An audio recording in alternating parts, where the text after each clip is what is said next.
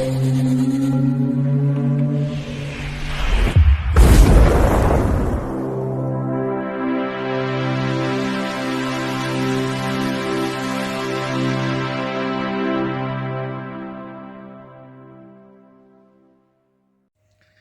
bike, it's me, and well, it's my weekly watch video.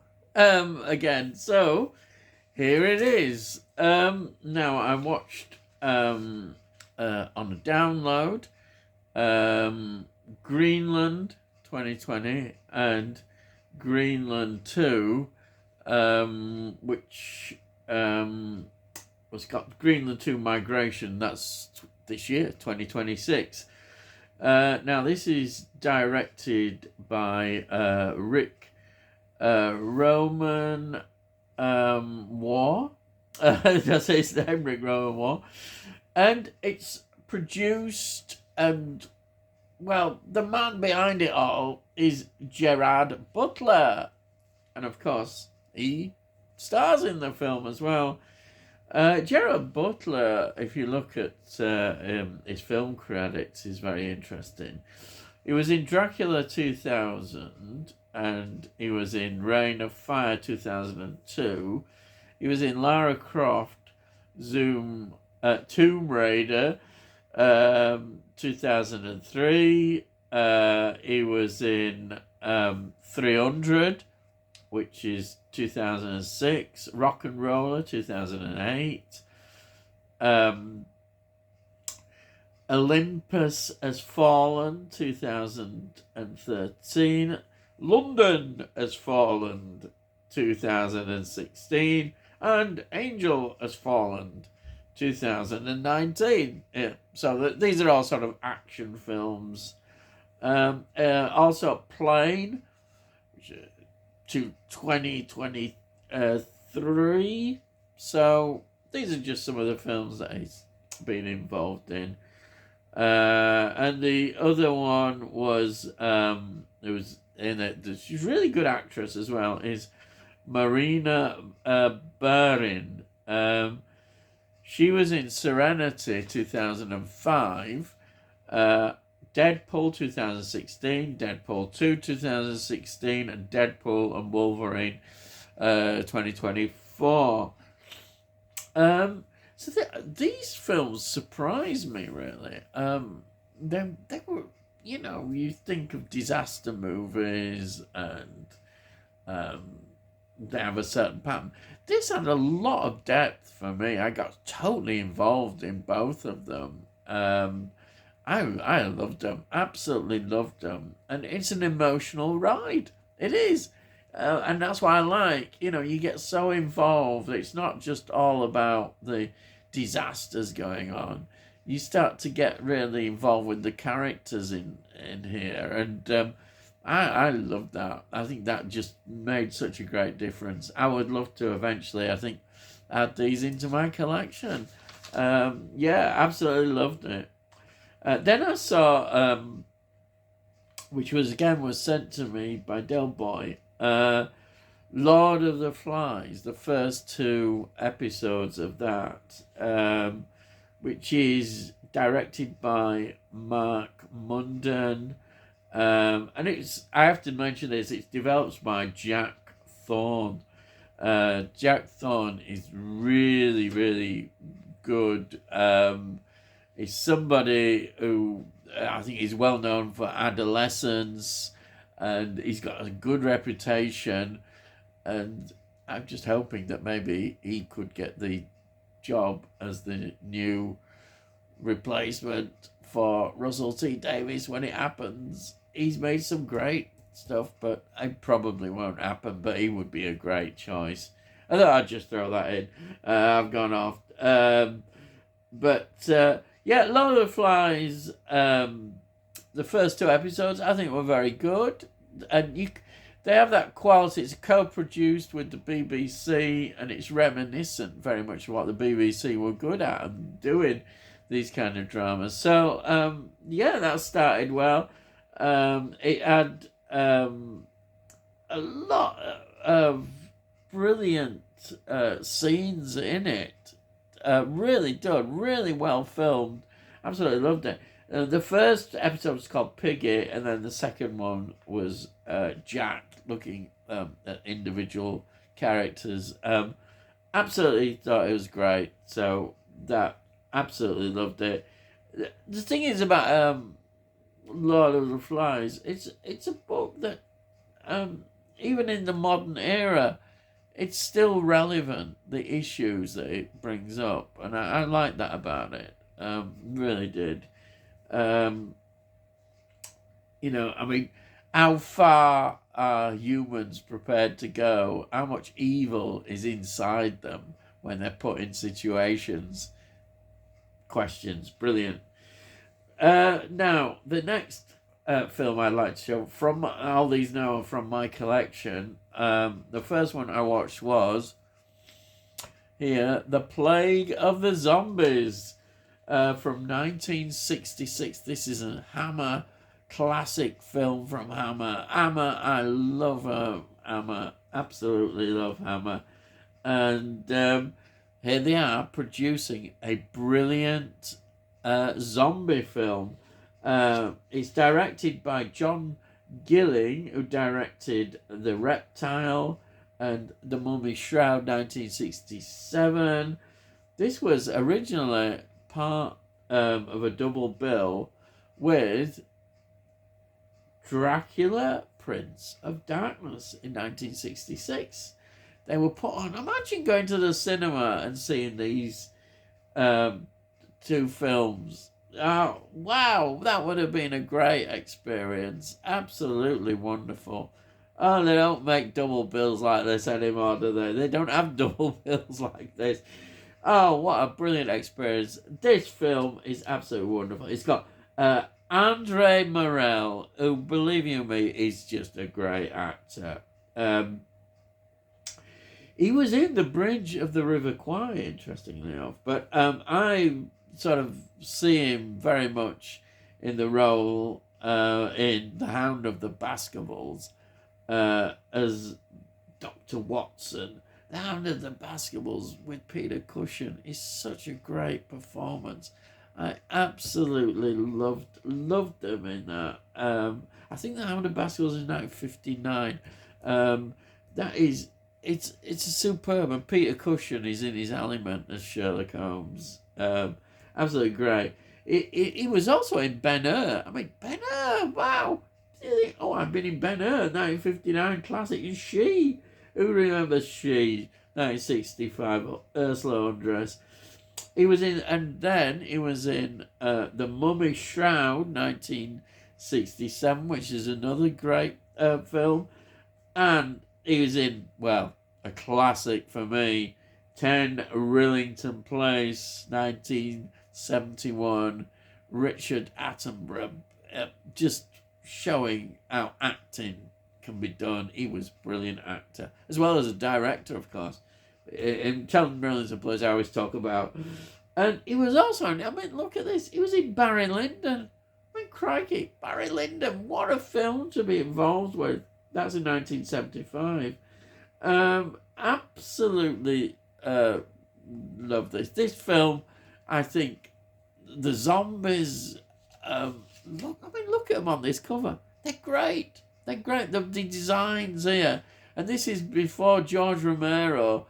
Look at this film. This is how good Hammer were. They just were superb. There's also in this role, we've also got, I should also mention some of the other people involved. We've got Diane Clare, and she was in Whistle Down the Wind, which is great, and the classic film that people talk about, The Haunting, 1963. That's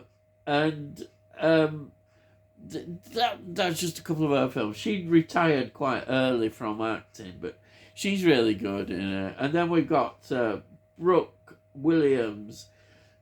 Wow, he was in Where Eagles Dare. He was that's 1968, which is, well, it's one of the best war films. And then Anne of the Thousand Days, 1969, which I think is a brilliant piece of history. Then the Medusa Touch, 1975. Sorry, yeah, 1978. Sorry, Medusa Touch. And also the same year, he was in The Wild Geese, 1978. North Sea Hijack, 1980. The Seawolves, 1980. Wow, he worked with Richard Burton, because Richard Burton's involved in these films. Wow. Absolutely great. And I've got to mention this because I'm a big fan. Jacqueline Pearce, a young Jacqueline Pearce, appears in this as well. She also was in The Reptile, which is filmed similar time, 1966 as well. That was a double bill with Rasputin, the Mad Monk. So, what a treat! What a treat to see all that. But yeah, I have to mention Jacqueline Pearce. Absolutely wonderful. So this film is great. It's the story about this older doctor who gets a letter from one of his he's a great, well-respected teacher, and this young doctor who he was almost like a mentor, really, as well as his teacher, says that strange things are happening in this village, the area where he is practicing.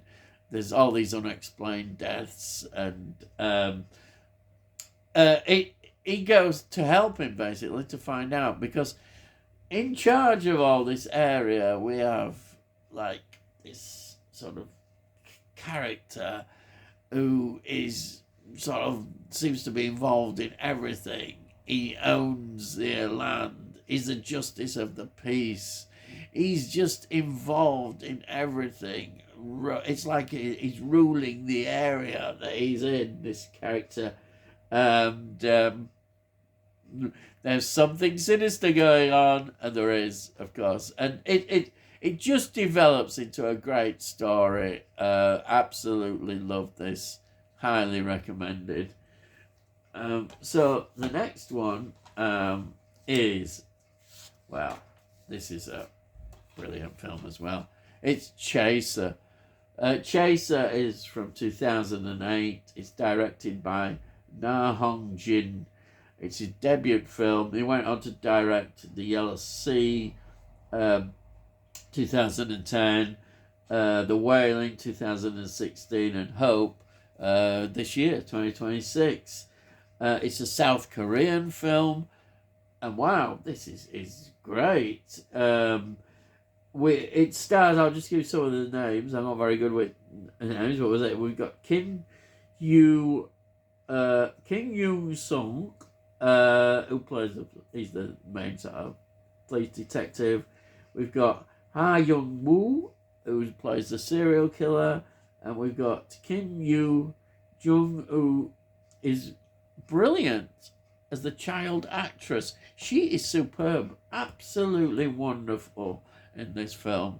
I have to mention her because she almost steals a film. She's so good. She's so good. This is actually based on a real life serial killer called Yu Young Chul. So it's got a basis, and that's what this debut from this writer and director decided to do. Well, it's a brutal, disturbing film. I think that's the best way to describe it. And it's so well done.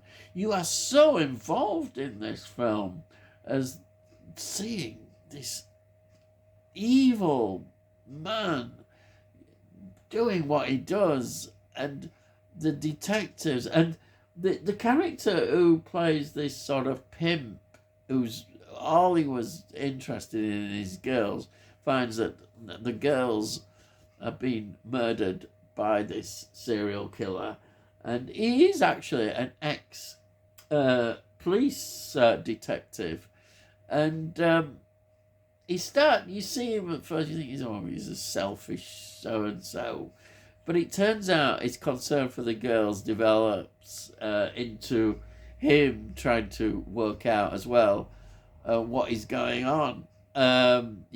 Catching this character. It is good. We do have obviously the police involved in their investigations. We get all that side, but I thought this was great. It just keeps you on the edge of your seats. A great South Korean film. More South Korean films, I think, well worth investigating.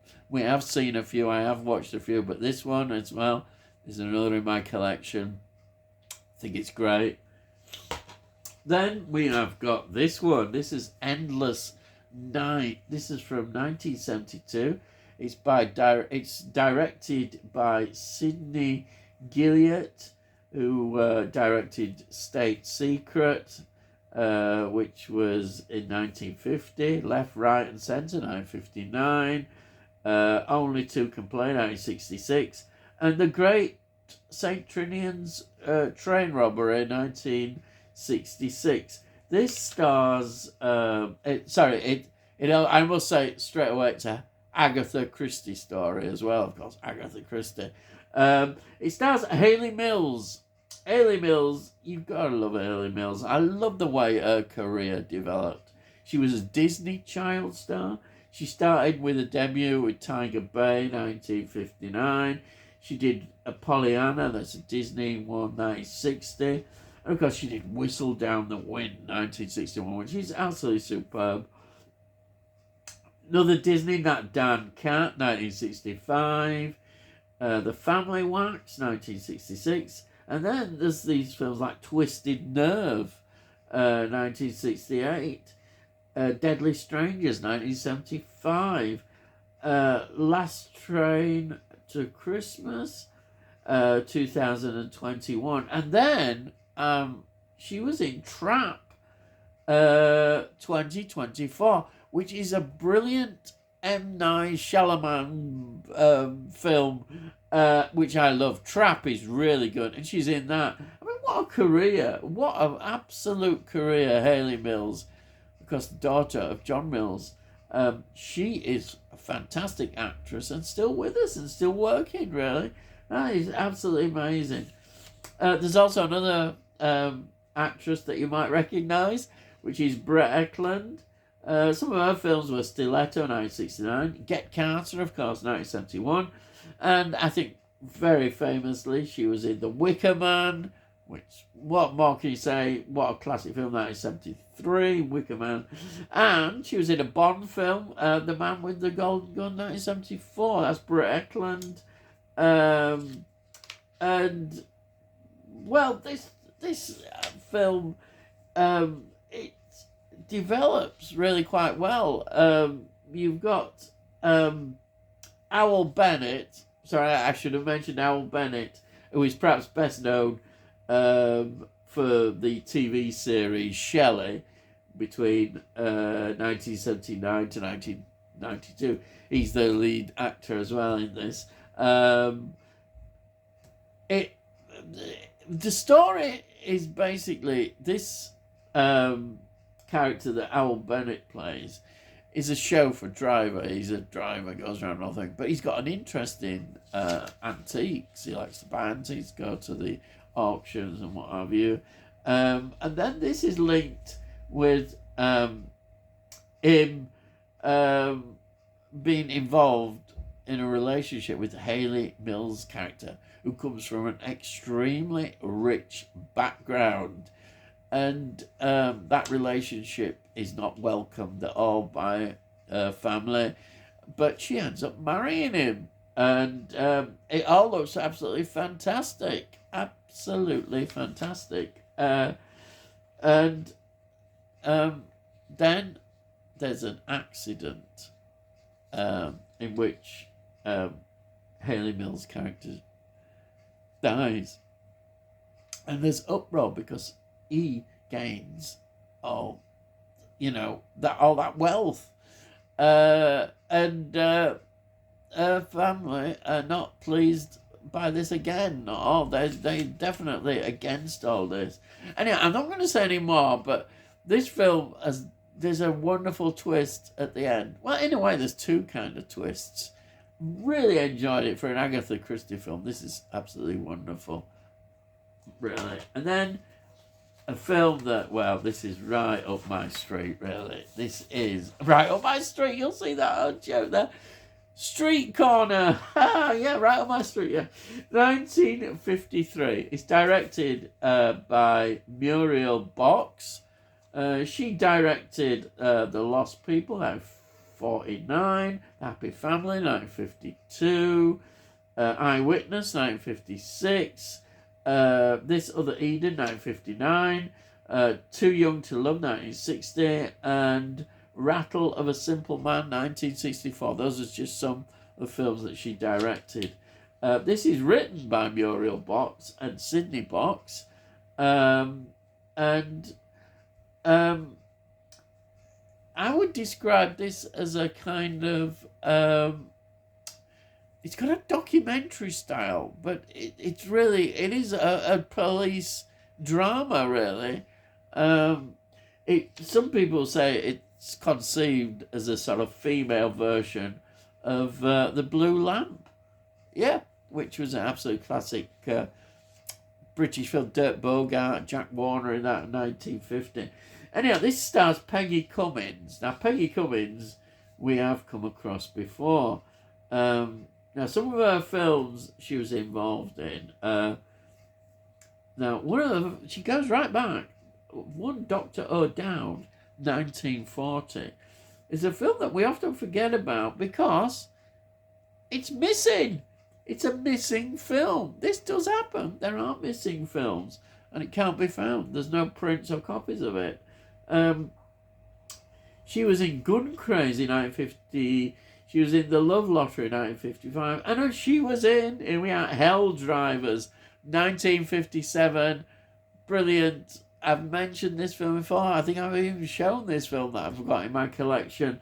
It is, of course, Stanley Baker in that, and it's a brilliant film. I love it. She was in Night of the Demon as well, 1957. Your Money or Your Wife, 1960. What comment about that? And then she was in The Doghouse. Well, there you are, in 1961.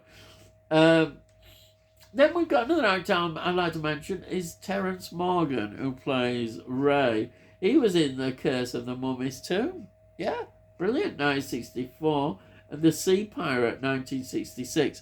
But again, when you look at him, he's in a lot of TV series. And most famously, he played in a series, Sir Francis Drake. Yeah, absolutely wonderful. So, in this, it's sort of, you've got kind of three main sort of plots. You've got this female army deserter who's guilty of bigamy. You have child neglect in a toddler who's beaten by the stepmother. Wow. Yeah, I mean, that is disturbing stuff, isn't it? And then there's this 18-year-old mother, and she's caught shoplifting, and she's involved with a jewel thief. So all these stories are really interesting. They all match. Sort of there we see them going on and how they unfold in this. And I think this is great. Absolutely wonderful period piece. 1953. So this is not really that long after the end of the war, really. And we see that in the devastation of some of the scenes that we see still from the bombings, the Great Rebuilding. I love this. I think it's superb. I really do. It's highly recommended. If you like me and love sort of looking back at how life used to be, and this is certainly a great snapshot of post-war Britain. This is it. This is a great film. It does have its critics, but for me, I loved it. Absolutely loved it. Then the next film is Uh, Another war film. Me and my war films. Now, this is Max Manus, Man of War. Now, this is a Norwegian film. Yeah. Oh, I love just trying all sorts of different films, different countries, different languages. Um, it's great. Thank heavens we've got subtitles. Yes, I love subtitles when you just get into it. Doesn't matter to me at all. This is directed by Joakim Conning and Espen Sandberg, and it's written by Thomas Nordsmith Tiller. So, sorry, my accents are not very good at pronouncing all these things. And then it stars Axel Henny and Nikolai Cleve Brock. And what this is about with character Max, we start of the film, we see him, and he's fighting in Finland against the Soviets who were invading Finland. And then he returns to Norway and finds it's occupied by the Nazis. Of course, Norway was quickly taken, well, not quickly, but it was taken over. It wasn't like Denmark, which surrendered pretty quickly. But Denmark was a different story. And Norway fell to the Nazis. And he then immediately wants to join the resistance. And he, of course, joins the resistance movement. And we also see the sort of relationship he has with this woman who's working undercover for them with the Nazis. So they've got a direct link about what's going on. And this sort of commander of the area who's over this area, they've got an insight into him, and which is really interesting. So we've got that, he joins the Norwegian resistance, and he ends up going to Scotland for training, where they all form up officially as the Norwegian army, and he's trained in sabotage and all that kind of stuff as a commando, secretly doing all these things, causing as much disruption, and then he goes back.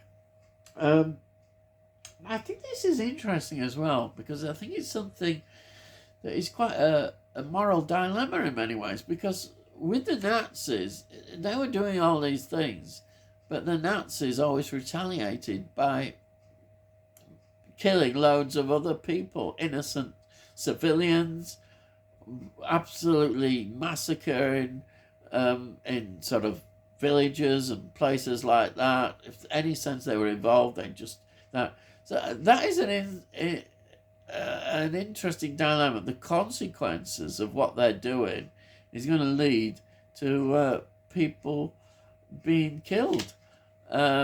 And their resistance. And I think that's a very interesting look at that side of things. It really is. And the other, I always think this is important. What would they have done without Sweden? Sweden was a neutral country. So it was an important part for a lot of people fighting the Nazis to go to Sweden where they were safe. This was very much from the British viewpoint as well. It was an important point as well. That is interesting. If Sweden had not have been a neutral country and had been occupied by Germany, would the war have been different? Interesting.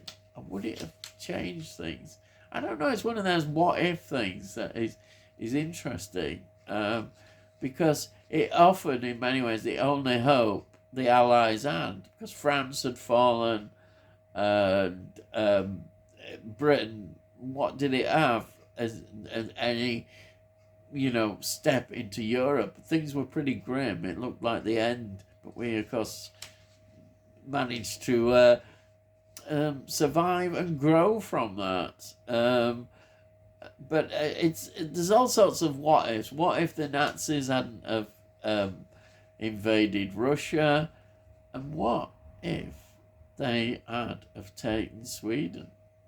I wonder. It's one of those wonderful historical things that you think about. Yeah, this is a really good film. I really enjoyed it. And this on this DVD, we have an interview with him. Isn't that fantastic? Because he wrote books about it. He's a national hero, absolute national hero. And it was just fascinating, absolutely. And I love the story about Wayne and his wife. And so we get that romance as well in the build-up. And it's a genuinely lovely relationship that he builds with her. Absolutely. And she's interviewed in it as well. You see her. Oh, absolutely loved it. And then finally, I've dug into my collection and I just fancied watching this.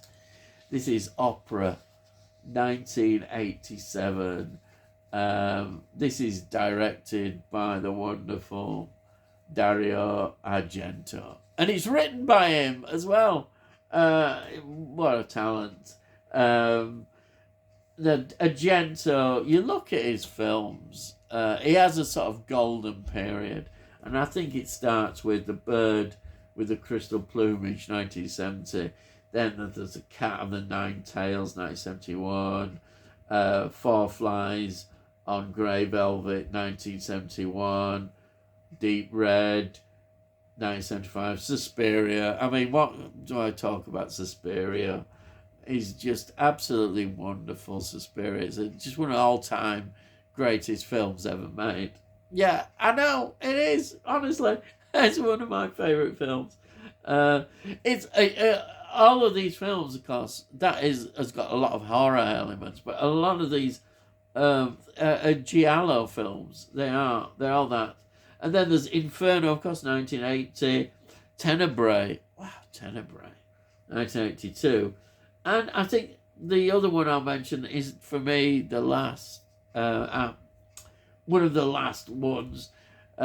Phenomena, 1985, and I say this one, Opera, is 1987, and I think after that, it's not as good. I think that's acknowledged. So this is just outstanding.